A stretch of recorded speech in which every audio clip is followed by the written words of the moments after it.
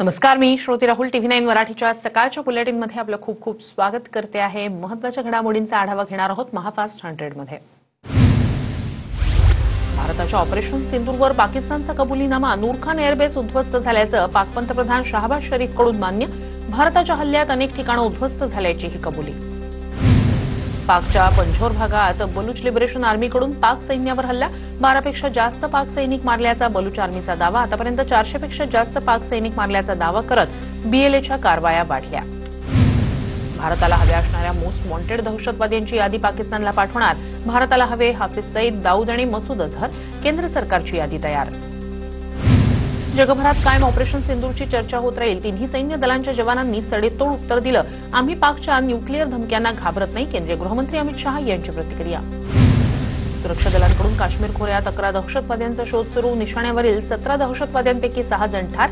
सुरक्षा दलांच्या ऑपरेशन दरम्यान त्रालमध्ये 3, शोपियामध्ये 3 दहशतवाद्यांना कंठस्नान।